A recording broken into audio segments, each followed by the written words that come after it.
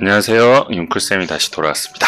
오늘은 두 번째 차시 케플러 법칙에 대해서 한번 알아보도록 하겠습니다. 자, 오늘 케플러 법칙에 대해서 알아볼 건데요. 케플러 법칙은 1, 2, 3법칙까지 있어요. 첫 번째 법칙이 타원 궤도의 법칙, 두 번째 법칙이 면적 속도 일정의 법칙, 세 번째 법칙이 조화의 법칙, 이렇게 세 가지 법칙이 있는데 1법칙은 조금 쉽고요. 2법칙이나 3법칙이 약간 어려울 수 있어요. 근데 여러분들이 집중해서 처음 들은 다음에 이해가 안 되는 거 반복해서 들으면 충분히 이해할 수 있으니까 한번 해보겠습니다.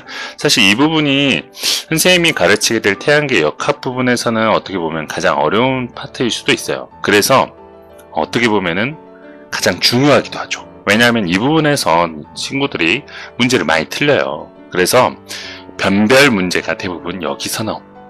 쉽고 어려움을, 그러니까 쉽게 말해서 쉽게 얘기하면 1, 2등급이 여기서 갈라진다고 보면 되겠습니다. 그러니까 여러분들이 집중해서 잘 들으면은 여기서 좋은 점수를 딸 수 있는 기회라고 생각하시면 되겠습니다. 자, 그럼 먼저 1법칙부터 알아보겠습니다. 자, 1법칙은 타원궤도의 법칙이라고 하는 건데, 결론부터 얘기하자면 타원궤도의 법칙이라는 것은 행성은 태양을 한 초점으로 하는 타원 궤도를 그리면서 공전을 한다. 이게 왜 법칙이 됐느냐? 케플러가 있기 전까지는 천동설에서 천체들이, 특히 행성들이 완벽한 원의 형태로 공전의 궤적을 그릴 것이라고 생각했어요. 완전하게 이렇게 구로서. 그런데 케플러가 티코 브라헤의 자료를 받을 스승이 티코 브라헤가 있었는데, 스승의 자료를 이용해 가지고 궤적들을 추적해 본 결과 원궤도가 아니라 타원궤도였다는 사실이에요. 그게 놀라운 사실이었기 때문에 이런 식으로 케플러 법칙으로 명명되어지게 됩니다. 자, 그래서 행성을 한 초점으로 하는 타원궤도를 그리면서 공전을 한다 했는데, 그래서 다 어려운 말 없는데 딱 한 가지 생각을 해봐야 할 부분이 바로 요 태양을 한 초점으로 한다라는 거죠. 한 초점? 이라는 말은 초점이 또 다른 게 하나가 더 있을 수 있다라는 거죠. 그게 바로 타원의 특징이 되겠습니다. 자, 이 그림을 봅시다. 이거 교과서 112페이지인가? 여러분들 교과서에 있는 내용을 선생님 그대로 따왔어요. 이게 내용이 잘 나와 있는데, 이게 어떤 내용이냐면 타원 궤도를 그리는 방법인데, 원은 어떻게 그리면 돼요? 원은 그냥 동그라미, 자, 원을 선생님 여기다 한번 그려볼게요. 자, 이렇게 동그랗게 원을 그리게 되면은 원을 사실 선생님이 원을 선생님 물론 못 그리는 것도 있겠지만, 아무리 열심히 원을 계속 그린다고 하더라도, 계속 이렇게 그려도 사실 이거는 원이 아니라 타원입니다. 왜냐면 원은 완벽하게 반지름이 모든 부분에서 이렇게 중심에서 이 궤적까지의 거리가 같아야 돼요. 그런데 이거를 완전하게 똑같게 그리기는 어렵죠. 그래서 그걸 완전하게 똑같게 그리기 위해서 어떤 걸 이용하죠? 그렇죠. 컴퍼스를 이용합니다. 이 컴퍼스를 이용하는데, 컴퍼스를 이용해서 그릴 때 딱 그 컴퍼스의 뾰족한 부분을 찝는 부분이 딱 한 군데예요. 그런데 타원은 이런 식으로 두 군데가 바로 초점이 되겠습니다. 그래서 타원하고 원의 가장 큰 차이점은 초점이 하나냐 두 개냐의 차이인데, 사실 원도 타원에 속해요. 여러분들 그 정사각형하고 사각형 중에 범주가 어떤 게 더 커요? 그렇죠. 사각형이 정사각형보다 훨씬 범주가 크죠. 이 정사각형이라는 건 사각형들 중에서도 정말 특수한 경우죠. 어떤 특수한 경우에? 변이 길이가 모두 같고, 그리고 각이 90도로 전부 다 같은 경우에만 정사각형이라는 표현을 쓰죠. 마찬가지로 이 타원 중에서 초점, 두 개의 초점이 초점과 초점 사이의 거리, 그러니까 쉽게 말해서 이 초점하고 이 초점 사이의 거리가 너무나 가까워지고 초점이 하나로서 이렇게 축첩된 상황이 바로 원이 되는 겁니다. 여러분들 생각해보세요. 이렇게 실을 팽팽하게 잡아당겨가지고 이렇게 돌리게 되면 타원이 나오는데, 이 초점 사이의 거리를 좁혀가다 보면은 어떻게 되겠어요? 그렇죠. 컴퍼스처럼 이렇게 돼가지고 이렇게 쭉 그리게 되면은 원이 나오게 되겠죠. 그러니까 원이라는 것은 사실 타원에 포함되는 관계이고, 타원들 중에서도 특수한 경우가 바로 원이 되겠다라는 거예요. 그러면 어떻게 보면은 행성들이 타원을 도는 게 너무나 자연스러운 거예요. 사실 행성이 태양 주위를 도는데 원으로 돈다는 것은 어떻게 보면 미라클, 기적에 가까운 일이에요. 생각을 해보죠. 주변을 도는데 태양하고 그 천체의 간격을 계속 똑같이 유지하면서 돈다는 게 사실 불가능하죠. 그렇죠? 그래서 딱 도는 순간 보면은 사실 원궤적에 가깝게 한데 대부분 보면은 뭐다? 타원이다 라는 거야. 그거를 케플러라는 사람이 찾아낸 거지. 자, 그러면 계속 가겠습니다. 자, 왜 안 지워지노? 자, 그러면은 이제 그 다음 단계. 자, 이런 식으로 돈다는 거예요. 여기 보시면 태양이 가운데 있죠. 태양이 가운데 있고 이렇게 보시면 행성들이 이렇게 행성들이 아니라 행성 하나가 이렇게 태양을 돌고 있는데 태양이 딱 중심에 있어요? 아니죠. 어떤 한 초점에 있습니다. 태양이 어떤 초점에 있고 반대쪽에도 초점이 존재할 겁니다. 그렇게 해서 이렇게 돌고 있는데 이렇게 돌고 있는 타원 궤도를 기하학적으로 한번 살펴보게 되면 짜잔! 좀 뭔가 복잡해 보입니다. 복잡해 보이지만 사실 별거 아니라는 거. 아까 이 둘레가 바로 그 행성이 도는 궤적이고요. 아까 태양이 있던 위치가 바로 이 위치였지. 다시 봐볼까요? 태양이 이 위치에 있었죠. 이 태양이 있던 위치, 바로 이 위치가 초점이 되겠습니다. 초점인데 태양이 있는 초점하고 태양이 없는 초점이 있어요. 그거를 우리는 구분을 합니다. 요거는 실초점이라고 해요. 실초점. 그럼 이건 뭐가 되겠어요? 그렇죠. 허초점이 되겠습니다. 허수니까 실제로 존재하지 않으니까 허초점이 되는 겁니다. 자, 그렇게 해서 실초점하고 허초점으로 나누고 그리고 이 초점이 있고 허초점이 있고 아까 이 원궤도를 그리고 나는데 타원의 가장 중요한 특징 중에 하나가 원은 반지름이 전부 다 같아요. 그러니까 긴 반지름이나 짧은 반지름이 존재하지 않는데 이 타원은 찌그러져 있다 보니까 이 중심에서 어떠한 궤적의 이런 궤적 위의 거리까지를 이렇게 계산을 했을 때 가장 긴 반지름이 등장하게 된다라는 거지. 가장 긴 반지름하고 또 뭐 또 있겠어? 당연히 가장 짧은 반지름도 존재하죠. 그래서 이 A를 우리는 장반경 혹은 긴 반지름이라고 합니다. 똑같은 말이에요. 장반경이나 긴 반지름. 그게 무슨 뜻이냐면 일단 지름이 뭘까? 지름. 지름이라는 건 원이 이렇게 있으면은 지른다. 무슨 말이에요? 가로지른다 라는 표현에서 온 거예요. 원의 중심을 이렇게 딱 가로지르는 거. 그래서 이 길이를 우리는 지름 이랍니다. 지름신, 거기서 지름. 그 지름하고 다른 지름이에요. 미안해요. 자, 아무튼 요 지른다는 것은 가로지른다 해서 지름이에요. 요걸 딱 반으로 딱 쪼개게 되면 이게 뭐가 되는 거야? 반지름이 되는 거지, 반지름. 그런데 얘들은 반지름이 다 길이가 다르다 보니까 긴 반지름하고 짧은 반지름이 존재하게 된다는 거죠. 원 같은 경우는 반지름이 다 똑같잖아. 그러니까 굳이 그걸 구분하지 않고. 알겠지? 자, 그러면 요 B는 뭐라고 한다? 짧은 반지름 해가지고 이렇게 긴 반지름하고 짧은 반지름을 나눈다는 거 꼭 기억해 두세요. 자, 그 다음에 이 C라는 놈이 있어. C라는 놈 옆에 뭔가 이상한 놈인데 이 결론부터 얘기하자면 얘는 초점거리가 되겠습니다. 알아두세요. 중요합니다. 초점거리요. 초점거리라는 것은 아까 초점이 어디였죠? 그렇지. 이 F하고 F'이 초점이었지. 이 중심에서 이 F 혹은 F'까지의 거리를 우리는 초점거리라고 합니다. 다시 말해서 이 길이 혹은 이 길이가 바로 초점거리가 되겠습니다. 지우고 볼겠습니다. 다시. 자, 초점거리라는 것은 어디서 어디까지의 거리다? 중심에서부터, 타원의 중심에서부터 여기까지가 바로 초점거리. 여기도 마찬가지로 초점거리겠지. 대칭이니까. 이게 초점거리가 됩니다. 근데 초점거리 길이식이 조금 이상하게 나왔어요. 이게 뭘까? 자, 바로 이 초점거리를 계산하는 방법입니다. 긴 반지름과 짧은 반지름을 이용해서 초점거리를 계산할 수 있는데 왜 이런 식이 나오냐? 바로 피타고라스 정리를 이용하면 그 식이 나오게 되겠습니다. 이 길이를 보세요. 이 길이란다. 이 삼각형을 보세요. 무슨 삼각형인가? 그렇죠. 직각삼각형 하면 떠오르는 거. 피타고라스 정리가 되겠지. 이 직각삼각형에 대해서 피타고라스 정리식을 세워보면 빗면의 제곱은 나머지 두 변의 제곱의 합과 같다. 자, 그리고 우리가 구하고자 하는 건 C. 그러면은 C에 대해서 정리하게 되면은 A제곱 마이너스 B제곱분의 F제곱분의 루트를 이렇게 씌우게 된다. 요게 초점거리 계산한 법. 잊지 마세요. 이게 잘 기억이 안 나면 이것만 그냥 외우세요. 장반경의 제곱에서 단반경의 제곱을 빼가지고 루트를 씌운 거. 그게 초점거리입니다. 꼭 알아두십시오. 이거 나올 수 있어. 넘어가겠습니다. 자, 좀 지저분하니까 지우고 갈게요.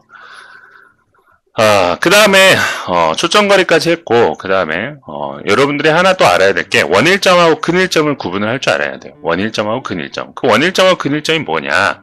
자, 여기 나왔습니다. 행성의 타원궤도에서 태양으로부터 거리가 가장 가까운 지점을 근일점, 가장 먼 지점을 원일점. 아까 다시 그 그림 볼까요? 자, 여기 보면은 태양이 어디 있었어요? 태양이 어디 있었을까? 이 O에 있었어요? 아니지. 바로 요 초점 F에 있었죠. F. 이 초점에 있었는데 여기서 이 행성의 궤적 중에서 이 태양하고 가장 가까워지는 순간이 퀴즈 A, A', A2', A's', 3' 어디가 해당할까요? 그렇습니다. 바로 요 A.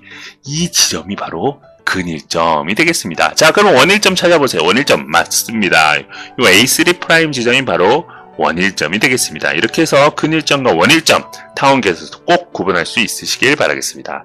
자, 넘어가겠습니다. 자, 지우고. 자, 그러면 이제 20률 마지막 타원에서 마지막으로 알아야 될 게 20률인데 20률이라는 것은 이 타원 궤도의 찌그러진 정도를 의미해요. 쉽게 말해서 얼마나 원에 가깝냐 아니면 얼마나 많이 찌그러졌는가를 나타내는 척도인데 쉽게 말해서 타원의 모양도 이렇게 찌그러진 놈도 있고 이렇게 원에 가까운 타원도 있잖아. 그지? 이 정도 얼마나 원에 가까운가 혹은 얼마나 원으로부터 많이 모양이 달라졌는가를 나타내는 척도가 20률이에요. 그럼 20률이라는 것은 타원 궤도의 정도를 어떻게 측정하느냐? 바로 두 초점 사이의 거리를 긴 지름으로 나누시면 되겠습니다. 쉽게 말해서 초점이 아까 이렇게 두 개가 있었죠. 그럼 이 초점거리하고 초점 사이의 거리를 헷갈리는 친구들이 있는데 초점거리는 중심에서 초점까지의 거리 이게 초점거리예요. 근데 여기서 말하는 것은 두 초점 사이의 거리죠. 그러니까 이 거리가 두 초점 사이의 거리가 되겠습니다. 그럼 이 초점거리의 2배가 되니까 두 초점 사이의 거리는 2c가 되겠죠. 그 다음에 이 두 초점 사이의 거리를 뭘로 나눠줄까? 그렇습니다. 긴 지름으로 나눠줄까? 이게 긴 반지름이었어요. 그러면 긴 지름은 이게 긴 지름이 되겠죠? 그러면 긴 지름 얼마가 되겠습니까? 그렇지. 2a분의 2c. 요거를 우리는 계산을 하면 2가 사라지죠. 그럼 a분의 c. 요거를 우리 뭐라고 한다? 20률. 이렇게 기호 2로 나타냅니다. 자, 그러면 생각을 해보세요. 생각을 해봅시다. 자, 20률은 이렇게 나타낼 수가 있는데 생각해보세요. 자, 20률이 제일 작아지면 얼마가 될까요? 자, 생각해보세요. C 값이 점차 작아진다. E가 A분의 C인데 20률이 작아지려면 C가 작아져야겠지? C가 작아진다는 것은 어떤 뜻이야? 바로 초점거리가 짧아진다는 뜻이야. 이 원의 중심하고 초점 사이의 거리가 점차 어쩐다는 거야? 가까워진다는 거지. 그러면 초점이 점차 가까워지다가 제일 작아지면 얼마가 되겠어? 0이 되는 거야. 0이 되면 F'하고 F가 어떻게 되겠어? 그렇지. 한 점에 이렇게 중첩되겠지. 그러면 무슨 궤적이 그려져? 맞습니다. 원이 만들어지는 거예요. 그래서 우리가 E가 0이 되는 순간을 우리는 원이라고 합니다. 그럼 반대로 E가 가장 커질 수 있는 것은 C가 계속 커집니다. C가 계속 커지다 보면은 물론 A도 더 커지겠죠. 그러면은 C가 A를 언제 따라잡을 수 있느냐? 바로 C가 무한히 커지는 순간 A도 무한해지기 때문에 서로 같아지게 되고 이 값이 얼마가 되겠어요? 1이 되겠죠. 요거는 어떤 형태일까요? 맞습니다. 직선이 되겠습니다. 그래서 일반적인 타원은 대부분 E가 0에서 아이고 죄송합니다.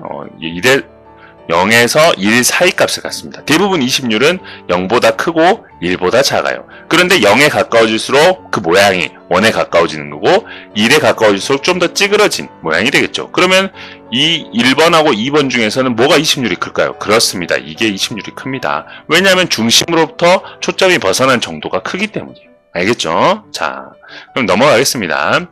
자, 이제 케플러 2법칙입니다. 이 법칙이라는 것은 면적 속도 일정의 법칙인데, 여기 봅시다. 행성이 같은 시간 동안, 요거 중요합니다. 행성이 같은 시간 동안이에요.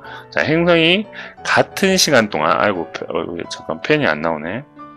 행성이 같은 시간 동안, 중요합니다. 같은 시간 동안이라는 거. 같은 시간 동안 태양 주위를 돌면서, 태양 주위를 행성이 돌면서 같은 시간 동안 여기 중요해요. 행성과 태양을 이은 직선, 바로 이 직선을 말하는 거겠죠. 이 직선들을 말하는 거예요. 태양하고 행성을 잇는 직선이 이렇게 쭉 넘어가면서 휩쓸어요. 면적을. 쉽게 말해서 이 직선에다가 물감을 발라놨다고 생각을 해보세요. 여기 노란 물감을 발라놓은 거야. 그러면서 이렇게 착 휩쓸고 지나가면 이 면적이 바로 그 직선이 휩쓸고 간 면적이 되겠지. 그런데 같은 시간 동안 휩쓸고 간 면적이 어쩐다? 일정하다. 라는 게 바로 케플러 2법칙이 되겠습니다. 자, 그러면 생각해보세요. 이 노란색하고 여기 있는 이 핑크색하고 면적이 어쩐다는 거야? 같다는 거야. 같다는 거야. 그로 인해서 발생하는 현상이 있어요. 자, 여기 그림 봅시다. 여기가 예를 들어서 초점이라고 합시다. 태양의 초점이에요. 그러면 이 태양의 초점이 있고 행성이 여기서 돌 때가 있고 또 이렇게 쭉 돌아와가지고 여기서 이렇게 돌 때가 있겠지? 자, 그러면 이 면적하고 이 면적이 예를 들어서 같은 시간 동안 휩쓴 면적이라 했을 때 쉽게 말해서 S1하고 S2가 같았을 때 어떤 결과가 나오느냐?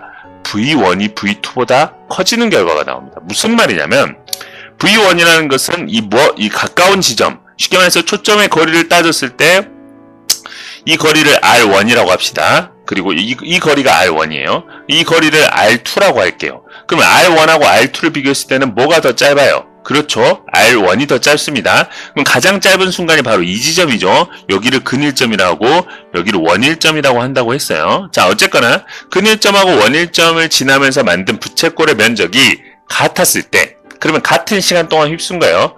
같은 시간 동안 휩쓸었을 때 같았을 때 뭐 누구의 속력이 더 빨라야 될까? 생각해 보세요. 자, 여기는 길이가 짧아. 여기는 길이가 길다고. 그럼 여기는 조금만 이렇게 지나도 면적이 커진단 말이야. 예를 들어서 호의 길이가 여기도 이만큼 이렇게 같은 시간 동안 진행을 해버리면 여기 면적이 더 커져버리게 된다는 거지. 그러면 면적이 같다는 것은 여기는 빨리 지나와야 돼. 왜냐하면 같은 시간 동안 같은 면적을 만들어야 되니까. 바로 그 식을 수식으로 표현하게 되면 어떻게 되느냐? 이렇게 됩니다. R과 V를 곱한값이 항상 일정하게 된다는 거야. 이거 진짜 중요합니다. 자, 뭐와 뭐를 곱한값이 일정하다? R과 V를 곱한값. R이라는 것은 뭐냐? 태양에서 궤도상의 어떤 지점에서 태양까지의 거리. 다시 말해서 궤도상의 어떤 지점에서 태양까지의 거리. 이게 R이에요. 여기 아까 R1이었죠. 그리고 여기도 마찬가지로 이렇게 이것도 다 R이 되겠죠. 이것도 R이고 이것도 R이고 다 R이야. 자, R2 이게 R2가 되겠습니다. 자, 그러면 이 R1하고 V1을 곱한 것이 R2하고 V2를 곱한 거와 같고, 이거는 어떤 특정 지점, 아무 지점이나 잡아가지고 여기를 R3라 했을 때 R3 지점에서 행성의 속력을 V3라고 하면 R3는 R3 곱하기 V3도 똑같고 R4 곱하기 V4도 같고 다 같다는 거야. 바로 이거를 하나의 수식으로 나타내면 이 식이 된다는 거지. R과 V를 곱한 값이 항상 어쩐다? 일정하다. 왜냐하면 면적이 같아야 되니까. 똑같은 시간 동안 휩쓴 면적이 같아야 돼. 그러면 이게 짧다는 것은 호에서 그만큼을 보강을 해줘야지 면적이 같아질 거 아니야. 그래요, 안 그래요? 쉽게 말해서 이게 짧다는 것은 똑같은 시간에 휩쓰려면은 호에선 그만큼 더 먼 거리를 이동해야 돼. 그럼 빨라야겠어, 느려야겠어? 빨리 가야지 똑같은 시간 동안 더 먼 면적을 흡수할 수가 있지. 왜냐면 얘는 기니까 조금만 가도 큰 면적이 된단 말이야. 어떤 느낌인지 알겠어요? 자, 그래서 초점까지의 거리가 짧은 근일점의 속력이 원일점의 속력보다 어쩐다는 거야? 빠르다는 거. 그거 꼭 알아두세요. R과 V를 곱한 값이 항상 일정합니다. 그러면은 근일점에서 R 값이 어때요? R 값이 작잖아. 근데 이 곱한 값이 항상 일정하기 위해서는 V 값이 어쩌게 되겠어? 빨라진다는 거죠. 왜냐하면은 빨리 휩쓸고 지나가야지 어째 면적이 똑같아지니까. 똑같은 시간 동안. 이해됐어요? R이 짧을 때는. 반대로 원일점은 R 값이 크겠지. 그러면은 이 값이 일정하려면 V 값이 작아진다. 즉 원일점의 속력이 느려진다는 거지. 그거 정말 중요한 거야. 그래서 그거를 이렇게 시뮬레이션으로 나타내면은 이렇게 된다는 거지. 자, 보세요. 여기가 근일점이죠. 태양에서 가까운 지점이니까 여기는 빠르게 지나갔다가 느리게, 빠르게, 느리게, 빠르게, 느리게, 빠르게. 봐봐. 선생님이 이 속도가 다른 음자를 구하느라고 얼마나 힘들었는 줄 알아요? 인터넷에 아주 샅샅이 뒤졌어. 자, 아무튼 여기가 빠르게, 느리게. 여기서 중요한 것은 R과 V를 곱한 값이 항상 일정하다는 거. 자, 그러면 이제 마지막 법칙, 조화의 법칙에 대해서 알아봅시다. 자, 조화의 법칙이라는 것은 결론부터 말하겠습니다. 공전궤도의 긴 반지름의 세제곱은 행성의 공전주기의 제곱에 비례한다. 요걸 수식으로 나타내면 이와 같습니다. 자, 이 A가 긴 반지름이에요. 긴 반지름을 세제곱한 것은 이거 P가 공전주기입니다. 한 바퀴 도는데 걸리는 시간. 공전주기를 제곱한 거에 비례한다는 거예요. A의 3승이 P 제곱에 비례한다는 거지. 그럼 비례가 등호로 바꾸려면 비례상수가 필요하겠지. 이 비례상수를 K라고 놓는 거야. 그래서 이 조화의 법칙식은 A 3승은 KP 제곱이 된다. 이렇게 됩니다. 알겠죠? 자, 그러면 이거를 이렇게 그래프로 나타내 봐줍시다. 자, 먼저 그래프 문제가 나왔을 때는 반드시 X축, Y축부터 먼저 확인해야 돼. 자, X축 한번 확인해 볼까?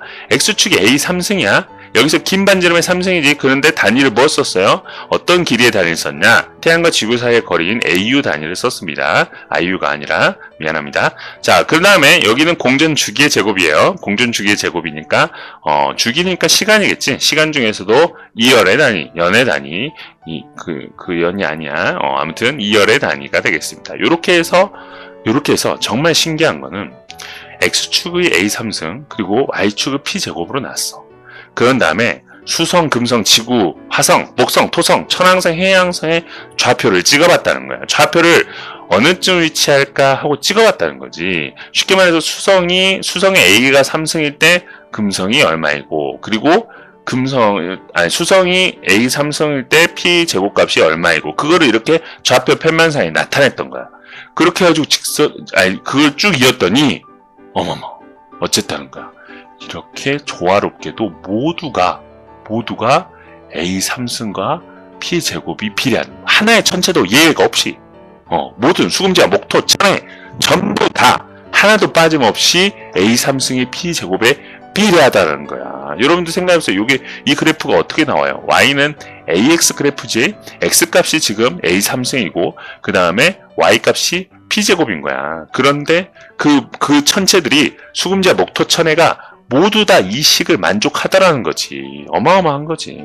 그래서 너무나 이렇게 우주가 조화롭구나 해서 조화의 법칙이라고 했다고 합니다. 믿거나 말거나. 자, 그 다음에 마지막 이제 마지막은 아까 이렇게까지 해서 케플러 법칙에 대해서 배워봤고, 그런데 케플러는 한계가 있었어요. 어떤 한계가 있었냐면 도대체 왜 그런지는 알 수가 없었다는 거야. 왜 자기가 법칙을 세워놓고도 원래 법칙이라는 것은 이유에 대해서는 없어요. 그냥 결과야. 그런데 왜 케플러의 법칙 1, 2, 3법칙이 성립하는지에 대해서 뉴턴이 찾아내게 됩니다. 뉴턴의 바로 만유인력의 법칙을 통해서 케플러의 세 가지 법칙을 설명할 수 있게 되는 거야.